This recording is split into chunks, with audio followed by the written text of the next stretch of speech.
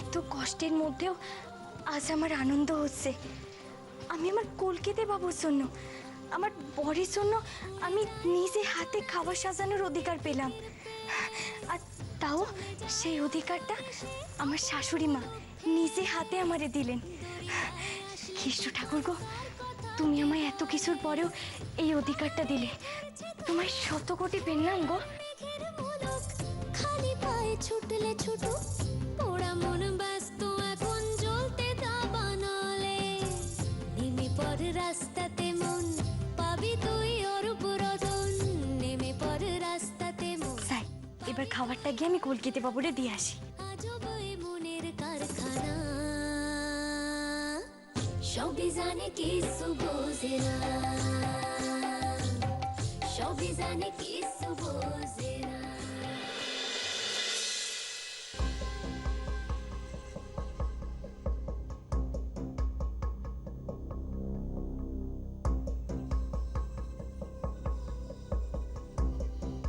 ছোটকু, কোথায় যাচ্ছ?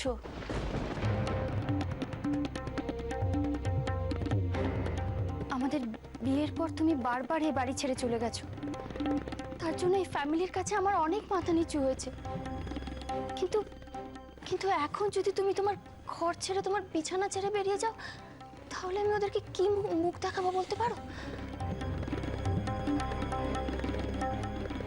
তুমি তো বাড়ির সকলের কথা ভেবে, আমার সম্মানের কথা ভেবে বিয়েটা করতে রাজি হয়েছিলে, তাই তো? তাহলে অন্তত নিজের ইচ্ছের সম্মানটুকু দাও।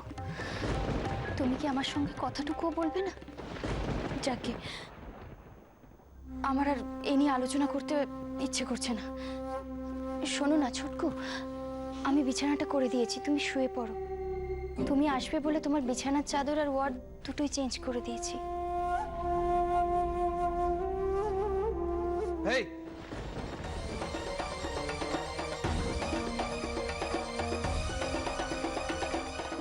তুই এখানে কি করছিস? হ্যাঁ, তুই আড়ি পাচ্ছিস?